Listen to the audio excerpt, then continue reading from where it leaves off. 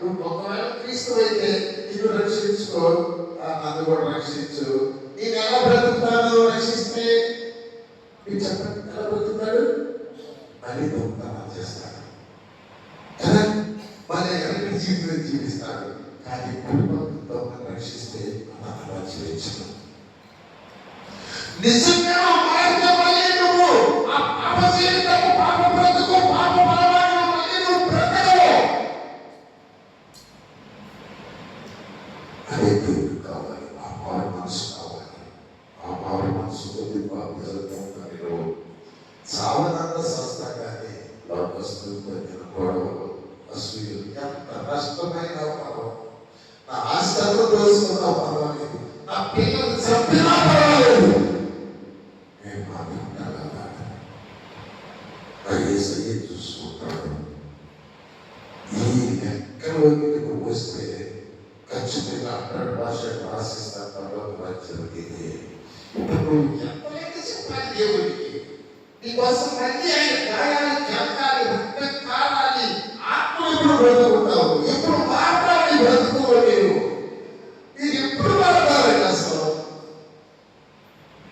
ఇలా ప్రారంభించేవాళ్ళు మీరు చచ్చిపోతే ఇలా పర్ణకు వెళ్తే పర్ణకు కూడా ఎట్లయిపోతే ఎట్లాగే అయిపోతుంది. అవునా కాదా? మీరంతా పర్ణకు వెళ్ళేదనుకో అక్కడ సమాజం రెడీ అయిపోతుంది. పర్ణకు కూడా పాపం అయిపోతుంది. పర్ణకు వెళ్ళిపోతే ఇలా బతికిపోతే పర్ణకు దేవుడు నువ్వు భయపడాలంటే భయపడాలి. భయపడి నీ బ్రతుకును మార్చుకోవాలి. ఈ కుటుంబంగా భయపడ్డాడు కనుక చూడండి 40 వచ్చిన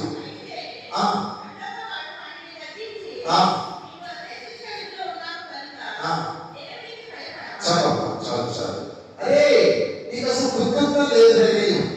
మరి నువ్వు తల్లి మాటలు నువ్వు దేవుడు అది దేవుడు భయపడరా? భయపడవా నువ్వు? అమ్మా మనం కుడి పక్క దొంగలు ఎడ పక్క దొంగలు. నాకు డౌట్ వస్తుంది. మీకు ఎవరికి డౌట్ వస్తుందా? మీకెవరికి డౌట్ వస్తుందా? మనం కుడి పక్క దొంగలున్నా ఎడ పక్క దొంగలమా? అసలు దొంగలే కదా మనము. చెప్పప్పుడు చేసి చూస్తూ మనము మైండ్ ఉంటే ఒక్కసారి ఆలోచించారా? ఎట్లా ఉండేది సంఘం కదా? ఇది అసలు సంఘమే కాదు. సంఘం అంటే ఆయన శరీరంలో ఒక అవయవం. ఆయనకు భయపడేవాడు సంఘం. ఇదిగో గుడి పక్క పాపం చేసేవాళ్ళకి అందిస్తున్నాడు. మా పాస్టర్ ఒక్కొక్కసారి నాకు అనిపిస్తుంది, ఏంట మాటలు అనేది మాటలు అనవసరాలు క్షమించుకుంటే అలవాటు వచ్చేస్తుంది. తర్వాత ఆ పాపకి ఏడులు ఉంటాయి కదండి. ఇది పాప నియమము. నన్ను చేపట్టి ఈడ్చిపోతావు కదా, నన్ను ఎవరు విమోచిస్తానంటాడు కోరిక. పాపము నియమము కుదురు మీద ఉంది. కొంచెము అవకాశం ఇచ్చినప్పుడు కొంచెం ఆ తొలకలు సిక్కులు పడినప్పుడు మళ్ళీ అవకాశం దేశం అక్కబట్టం ఆశ్రయ లోకం కాలిపోవాలా, కుదురుతో సహా కాలిపోవాలా, పాపకు ఏడు కుళ్ళిపోవాలా. ఆయన భయపడి ఒక కూడా ఆయన దేవుడు. ఆయన అలాంటి పరిస్థితులు ప్రార్థన చేస్తారు కదా. బాబు చూడండి అక్కడ ఏమంటున్నాడు.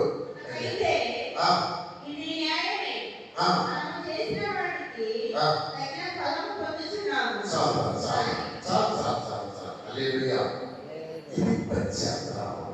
ఒకటి నేను చెప్తున్నా, మీరు పరలోకి వెళ్ళాలంటే ఆయనకి భయపడాలి. ఒక మాట మాట్లాడి, ఒక చూపు చూసిన, ఒక పైకి వారి ఒక తలంపు నీ హృదయంలో పుట్టినా నువ్వు భయపడాలి. భయం ఉండాలి. దేవుడు అంటే భయం ఉండాలి. ఒక్కసారి నీ ప్రవర్తన అర్థమని కుదిరెట్టుకో చూడు. ఎక్కడ భయం ఉందా దేవుడు అంటే నీకు అసలు? ఒకటి నువ్వు భయపడాలి. నెంబర్ 2 పూర్తిగా అరే మనకి ఇది బాబోయ్, నేను కాపీ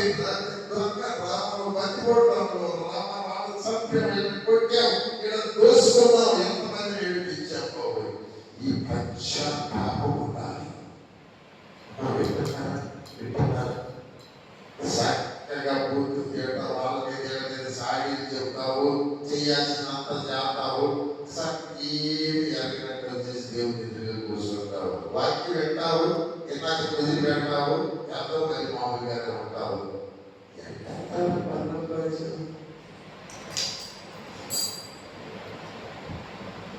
ఒకసారి ఆలోచించండి. ఆడు వెళ్ళలా, ఎవరితో వెళ్ళలా, కానీ ఎప్పటి చూడండి, ఒకటి పశ్చాత్తాపం ఉండాలి. నువ్వు చేసిన తప్పుకి ఏడవాలి. ఏమండి, రూపాయి తప్పు చేసి రూపాయి తప్పు సాగినంత 7 ఏడవాలి. 100 రూపాయలు తప్పు చేసినప్పుడు 5 రూపాయలు 7 ఏడవవాడు. 100 రూపాయలు తప్పు చేసి 5 రూపాయలు 7 ఏడిస్తే ఎంత ఏడవాలి నువ్వు? 95 రూపాయలు 7 ఏడవాలి. ప్రభా క్షమించు ప్రభా, నేను తప్పు చేసేది సాధది, అపచారం సాధు, అపరాధం సాధు, అయ్యేపు సాధు.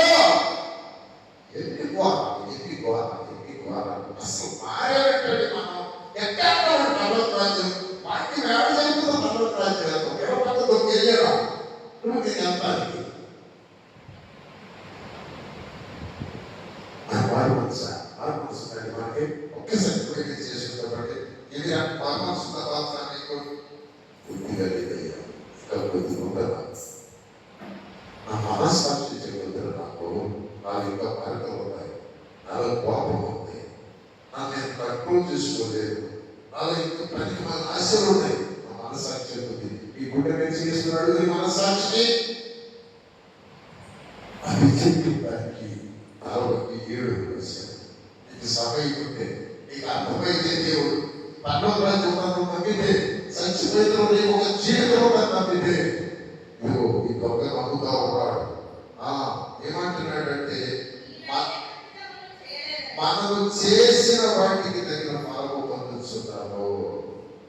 మనము చేసిన వాటికి తగిన ఫలం పొందుతున్నాం. ఒక తల్లి ఏడుస్తుందండి, దేవుడు అన్యాయస్తుడు కదయ్యా, నాకేదయ్యా ఈ శిక్ష అంటుందండి. అది నాకు చేసిన దానికి దేవుడు శిక్ష తప్పు చేశావు, నువ్వు చేసిన తప్పుకి నీకు శిక్ష ఉండాలి. ఎవరికైనా ఉంటుంది.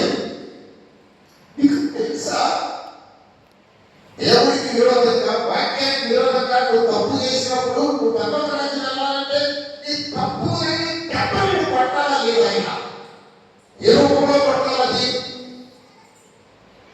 మీరు భయపడాలి. ఎందుకు మీరు బాధలు అనుభవిస్తున్నారు? ఎందుకు దరిద్రాలు పెడుతున్నారు? ఎందుకు బిడ్డలు పాడిపోతున్నారు? ఎందుకు యాక్సిడెంట్ జరుగుతుంది? ఎందుకు చచ్చిపోతున్నా బాధ తెలుసా మీకు? మీకు తెలియదు వాళ్ళు, మీకు దేవుడు లేదు, మీకు విశ్వాసం లేదు, మీకు బాధ మనసు లేదు.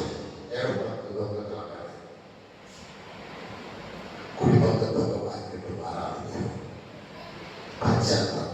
నాకు తగ్గిందయ్యా, ఈ శిక్ష నాకు తగ్గిందయ్యా, నన్ను ఇంకా ఇంకా శిక్షించాలి ప్రభా, ఈ శిక్ష నాకు చాలదయ్యా అని అడవాలి. మనేదో నీతిమంతులాగా దేవుడు ఏదో అన్యాయం చేసినట్టుగా, ఆ మంచిగా బ్రతుకుతుంటే యోగులాగా శిక్షించినట్టుగా ఆ దేవుడు నాకే చేయాలా అంటావు. దేవుని ఆత్మతో నేను మాట్లాడుతున్నా. నా సొంత మాటలు కానివి, నా సొంత మాటలు కానివి, ఏదైనా లేదు విమర్శించాలని నేనేదో నీతిమంతుడని చెప్పే మాటలు కానివి. పరలోకరాజ్యం వెళ్ళాలంటే నువ్వు దేవుడిగా గుర్తించాలి, దేవుడి గొప్పతనాన్ని గుర్తించాలి, దేవుడి గుణగణాలను గుర్తించాలి. దేవుడి నాకు భయపడాలి. తప్పు చేసినప్పుడు పశ్చాత్తాపడి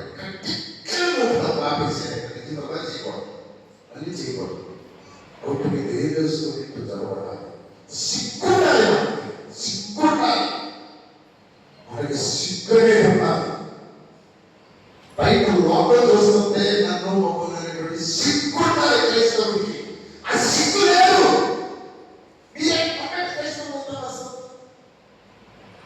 క్రైస్తవ ఆ సిగ్గుని ఇరుపక్క దొంగలా అయిపోయింది. మన బ్రతికే బ్రతుకు క్రైస్తవ బ్రతుకు కాదు, కరెక్ట్ కాదు బ్రతుకు. మనం మారాలి. అందుకే ఈ వాక్యం ఎంత కఠినంగా పరిశుద్ధాత్మ దేవుడు చెప్పినా నువ్వు మారకపోతే నెక్స్ట్ ఏం చేయాలి? అన్నం తినరా, అన్నం తినరా, అయ్యా అన్నం తినరా, అన్నం తినరా అంటే తువ్వు అని వస్తున్నాడు.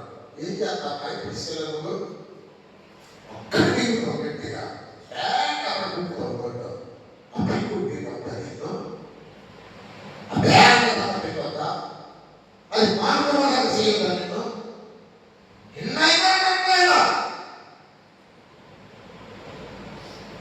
అది రాదని శిక్ష వస్తుంది.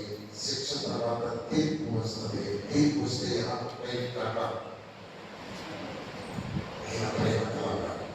సావుల్లో నుంచి మాట్లాడతారు, వాక్యంలో నుంచి మాట్లాడతారు. నీకు అర్థం కాకపోతే బాగు మీదో ఈపు మీదో ఎక్కడ పడతారు అక్కడ పడతారు, ఏడ్చినా పడతారు. ఎడుతామో అర్థం కాకపోతే నేను సంపాను. అది అది చూడండి, అది చెప్తాను. ఇది నాకు ఎవరు అంటాడు, మనకైతే ఇది న్యాయమే. మనం అందరం అది ఇది న్యాయమే అయ్యా, నాకు ఈ శిక్ష న్యాయమే. నాకు ఇంకా లోపాలు ఉంటాయి ప్రభా, నా లోపాలు మా బిడ్డను వేస్తున్నా. వాడికి ఎందుకు ఉద్యోగం పోయి, వాడు ఎందుకు మాట్లాడుతుంది, తప్పు రాదు, ఎందుకు మారలా, నా పిల్లలు అవడానికి కారణం నేనే. ఒక తండ్రిగా ఒక తల్లిగా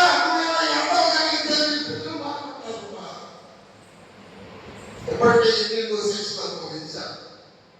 దాంట్లో మరి దాటిపోయా తప్పబెట్టి చెప్తున్నాను, తప్పబెట్టి చెప్తున్నాను శాపకుడిగా.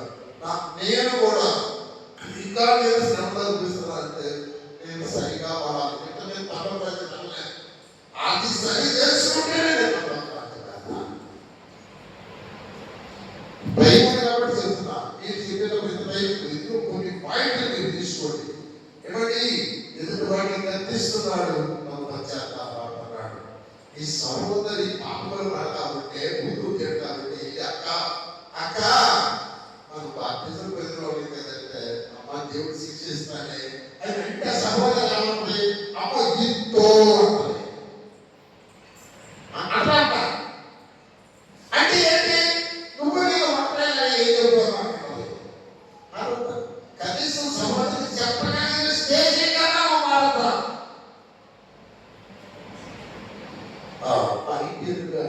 దేవుడు నచ్చలే. ఆయన దేవుడు ఏమనుకుంటాడు, గద్దించాడు. మనకి ఇది తగ్గిందిరా, మా వేళ శివుడు మనకి తగ్గిందిరా, ఈ శిక్ష మనకి తగ్గిందిరా. ఆయన దేవుడు నీకు అర్థమైంది. ఆ శిక్ష నీది, పరపాలు నీదే. మనలో ప్రధాన శిక్ష మనం అనుభవించాల వేదన ఆయన అనుభవిస్తున్నారు. ఆ భయం లేదా, ఆ కృతజ్ఞత లేదా, ఆ ప్రేమ లేదా, ఇది లేదా, అది నువ్వు నేర్చుకున్నప్పుడు ఖచ్చితంగా నీకు నీ కుటుంబానికి పెట్టిన ప్రత్యేక రీతిలో ఒక ప్రత్యేక కోటలో ఆయన ఆశీర్వదిస్తా ఉంటాడు. చూడండి 42వ వచనం అంటాడు, ఆయన చూసి యేసు నీవు నీ రాజ్యములు, రాజ్యం ఎలా ఉంటుందండి, రాజ్యం ఎలా ఉంటుంది, రాజులు ఉంటుంది. ఇప్పుడు యేసుని ఏమైనా ప్రసాదిస్తున్నాడు, ఆయన నువ్వు రాజునైనా అంటున్నాడు. ఎంత అర్థం చేసుకున్నాడంటే ఆ ప్రార్థన లేనటువంటి కుటుంబంతో నువ్వు రాజ్యమయ్యా, నీకు ఒక రాజ్యం ఉందయ్యా, నువ్వు ఇప్పుడు చచ్చిపోయిన వాళ్ళు తెలుస్తావయ్యా, నీ రాజ్యంలో పాటు వస్తావయ్యా.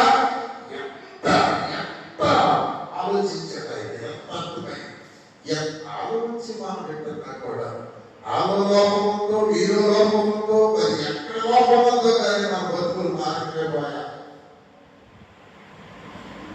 ఎన్ని ప్రయోగాలు రాజధాని, ఎన్ని రకాల ప్రార్థనలు, ఎన్ని రకాల నియమ నిబంధనలు, ఎక్కడికక్కడ కొట్టేసుకుని వెళ్ళిపోవడం. మామూలుగా కూర్చొని ఇప్పుడు లేకపోగా ఇంకా డిశ్చార్జ్ అయిపోయి ఎక్కడ పుట్టేవా పుట్టింటానికి అంటున్నారే మనుషులు. ఈ రాజ్యం వస్తావని, వెయ్యాల పరిమాణంలో వస్తావయ్యా. అప్పుడు ఇప్పుడు చూడండి అన్నమాట. ఇప్పుడు చూడండి, యేసు నీవు నీ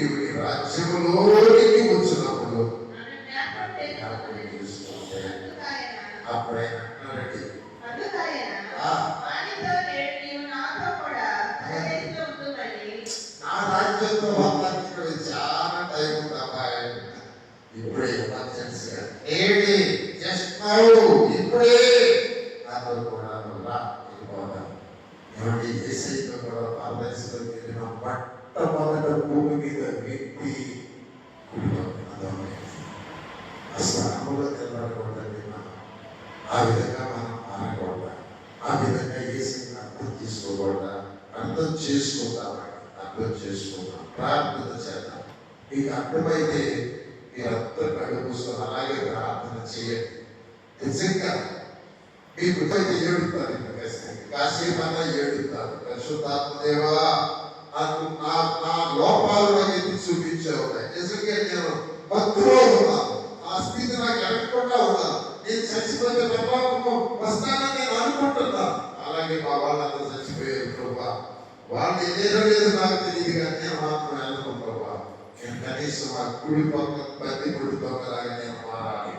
నువ్వు రాజు అని, నీకు రాజ్యం ఉన్నదని, నువ్వు నీతిమంతుడు అని అర్థం చేసుకోవాలి. నేను పాపినే ప్రభా, నేను ఒప్పుకుంటూ ఉన్నాను. నేను ఎంతలో నన్ను ప్రేమించిన వారిని ద్వేషించానయ్యా, నాకు మేలు చేసిన వారిని కీడు చేసేనయ్యా, నన్ను ఎంతో